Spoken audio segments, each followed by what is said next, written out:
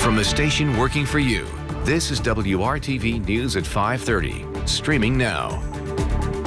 Now at 5:30, it's only day one of early voting and already lines are wrapping around city blocks. We've got what you need to know to be ready to cast your vote.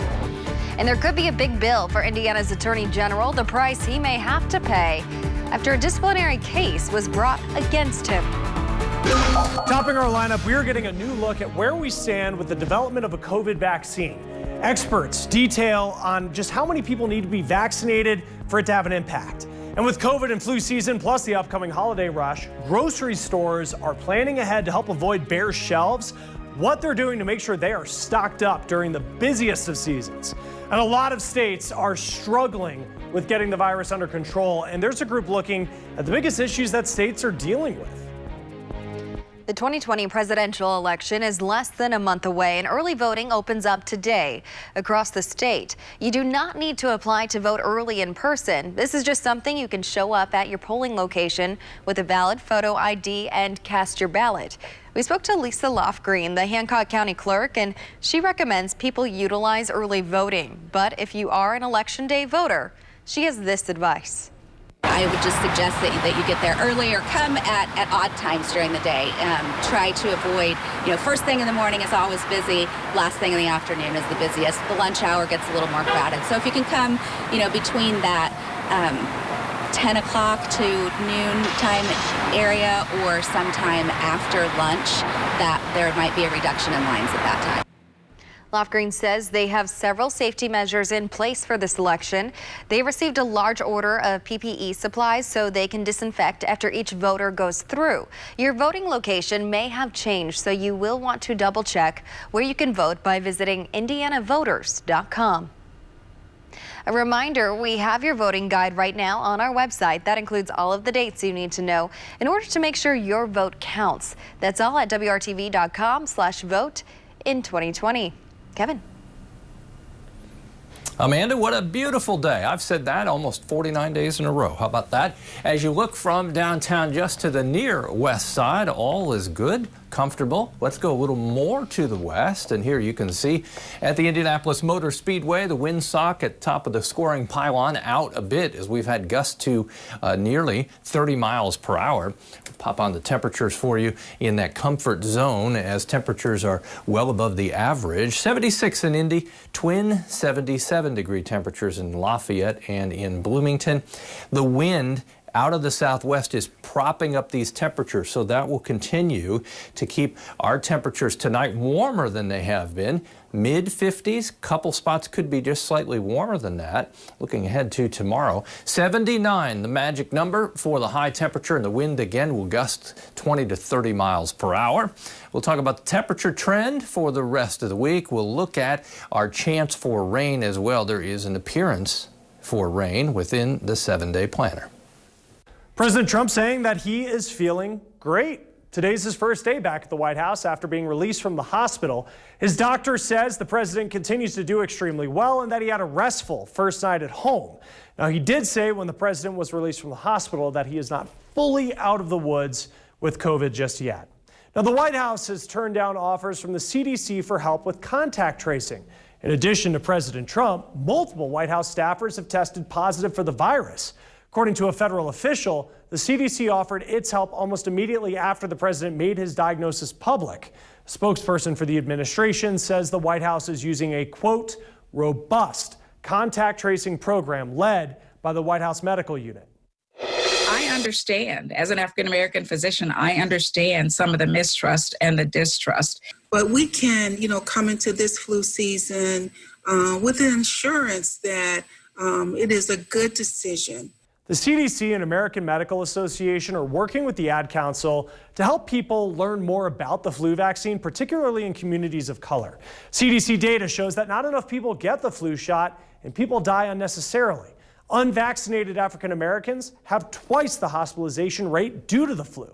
And when we consider the prevalence of things like diabetes, other heart and lung diseases, asthma, and other conditions that can get exacerbated in the presence of the flu, it's particularly protective for people with those conditions. Now, there's more than 50 years of data on the safety of the flu vaccine, but now you add in the potential for what's considered a twin-demic. And so we are, again, by taking care of our own health, we are saying that we care about our family members and our community members, and we are taking care of their health as well. Now, the CDC anticipates delivering nearly 200 million flu vaccine doses. CVS and Walgreens say they plan to give as much as double the amount of vaccines as they did last season. It takes about 2 weeks for vaccination for the body to be fully protected. You can visit myflushot.org for more information. All right, next in our lineup, we are getting a new look at where we stand with the development of a COVID vaccine. Experts detail how many people need to get vaccinated for it to have an impact.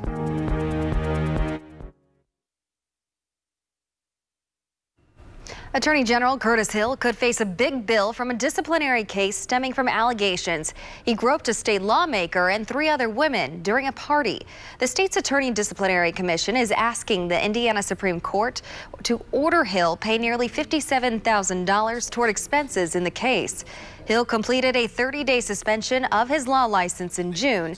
He has denied any wrongdoing. The Supreme Court has given Hill's lawyers until October 19th to respond. Scientists are still working to create a safe coronavirus vaccine. Public health experts spoke with JAMA about where we are right now, and they do seem confident that a vaccine will be ready by the end of this year. That's if everything goes according to plan. Now, there are some issues that could change that, and they're issues that are results of trying to get a vaccine out as quickly as possible. We've made it clear that we want to see a median of about 2 months of follow-up for any of the vaccines that comes in. And while it would be nice to have much more, we have to balance the safety we get up front with the need to try to save lives with the vaccine. Now, the White House has just nixed the 2-month follow-up requirement. According to the New York Times, the White House believes that there is no clinical or medical reason for it. Still, scientists are doing everything they can to ensure the safety of a vaccine. Public health experts worry about what happens after the vaccine's out. They're concerned that not enough people will be vaccinated to achieve herd immunity. They want to make sure that there's not just confidence in the vaccine, but it's accessible by all communities. We have to make sure that there's an understanding everyone who lives in this country, and they can be residents, they can be immigrants, but everyone living in this country is eligible for vaccine. Experts say the vaccine needs to be 70 to 80% effective, and that 70% of the population needs to be vaccinated to control the pandemic. Now, it's not expected that we'll go back to normal once the vaccine's out either. Experts say we will still need to wear a mask and social distance for some time. Healthcare workers, including janitorial staff at hospitals, will be the first to receive the vaccine. First responders are part of the first phase. The second phase will include prisoners because they can't social distance. It is expected that we will move quickly from round 1 to round 2. Now, more in our lineup with COVID and flu season plus the upcoming holiday rush. Grocery stores are planning ahead to help avoid bare shelves. What they're doing to make sure they're stocked up during the busy season.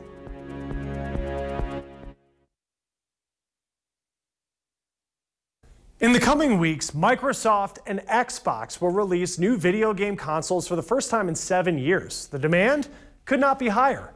Gaming has flourished during the pandemic, and as Dan Grossman explains, it is due to a new generation of gamers.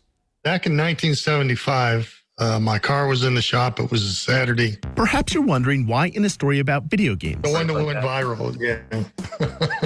Am I laughing with a 67-year-old Navy war veteran about his time in the service? After 15 minutes of loading the disc tape in, simple. I got to play the game and I never looked back. Okay, here we go. Yeah. Chicken dinner, baby. Chicken. It's what got him here. I like games like that where they test your mental ability. Did I say you can come in my house? You didn't knock on the door. Known simply by his online alias Grandpa Gaming, this is video of him in action. A man who might be the last person you'd expect to log 100 hours a week streaming video games to more than 200,000 people worldwide on a website called Twitch. The older generations are coming out of the woodwork. And it's an audience that has rapidly grown since March. my Twitch notifications, the statements say, "Oh, your followers have increased 200%." According to the market research group NPD, Americans spent nearly $11 billion on video games in the first quarter of this year, the most ever. They were also watching more, as Twitch reported people watched 1.5 billion hours of gameplay on their service in April, a 50% increase from the previous month. When your kid is home all day, every day, you need something to do. To Iowa State psychology professor Doug Gentile, the why is pretty straightforward, but the reasons behind it connect to something inherently embedded within each of us. For example, there's a theory of human motivation called self-determination theory, and it says that humans have an ABC of basic needs. A, autonomy. We like to be in control. B, belonging. We want to feel connected.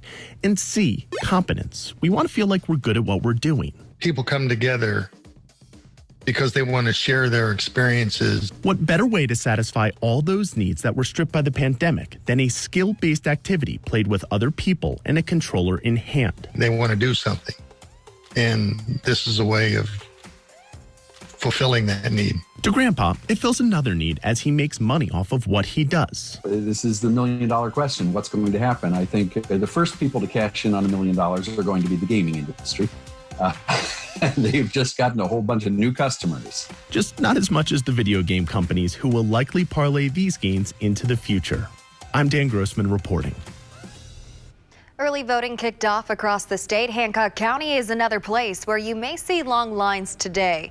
Only one early voting location is open in Hancock County for the first 2 weeks of early voting. The county's clerk says you should not have to wait too long if you plan ahead, and they are trying to keep things clean during the pandemic. We'll have hand sanitizer, we'll be wiping down the pool pads, anything that people are touching. We mark the social distancing lines on the ground so that you're social distance outside and inside. But really, I think that the sanitizers is our biggest thing that we've put into place to help keep public and our poll workers safe. There is still time to apply to vote absentee, but remember, Indiana is just one of 5 states that requires an excuse to vote by mail. We have those reasons listed for you on WRTV.com.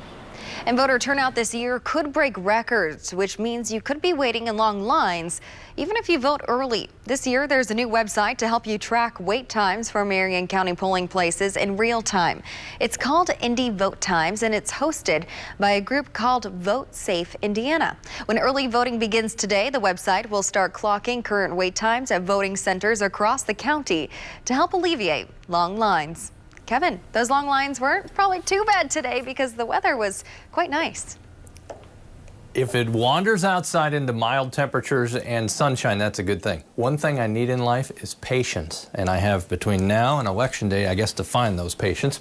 Well, this is Putnam County. The reported story earlier was from Hancock County, and you can see it is beautiful. To the west, hardly a cloud in the sky. Now we're down to Brown County. We're taking a tour here. No time for all 92 counties.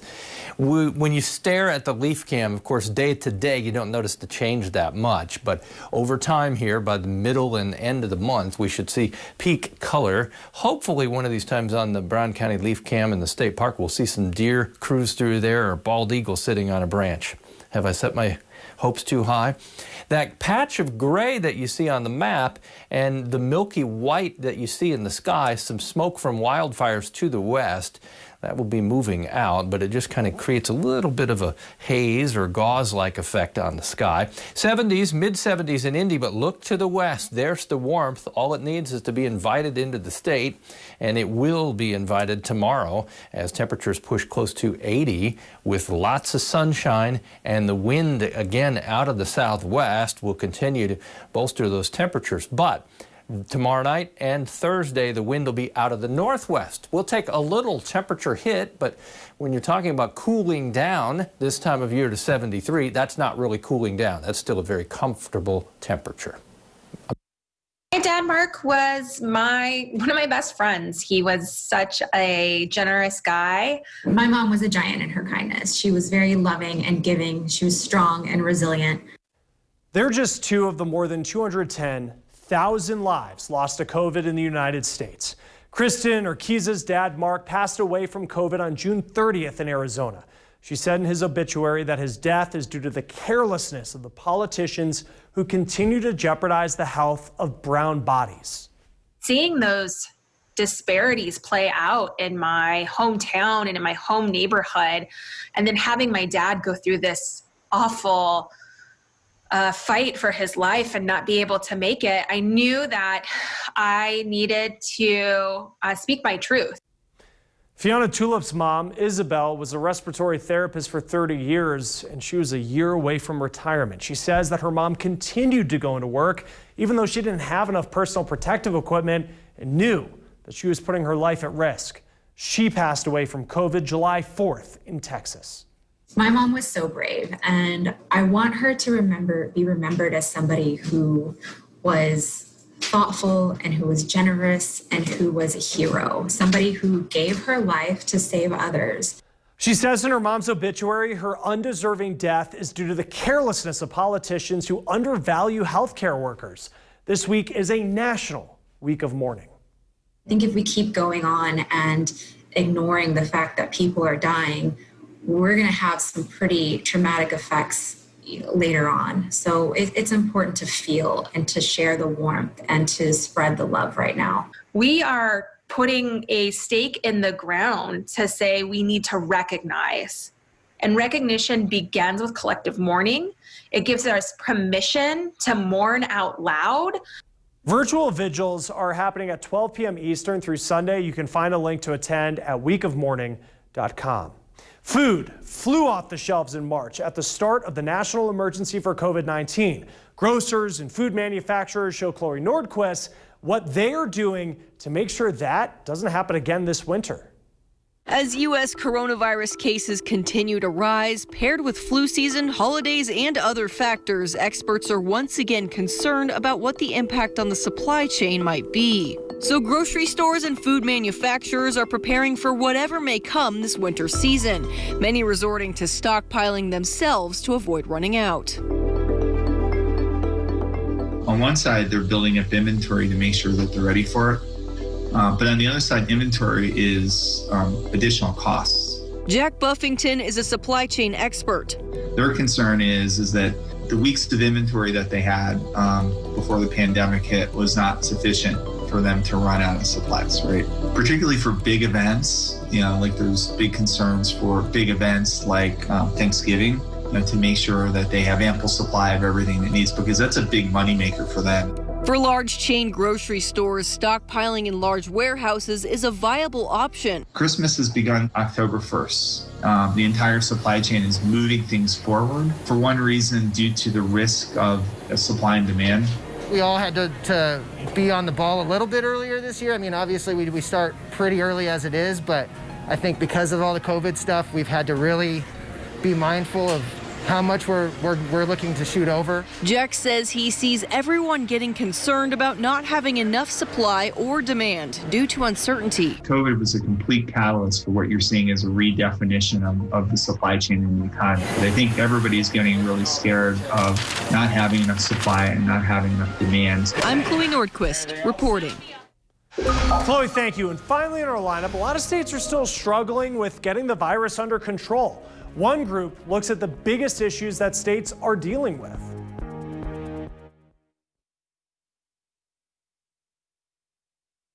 You have more time to register for a stimulus check if you haven't gotten one yet. The IRS is extending the deadline by 5 weeks. That new deadline, November 21st.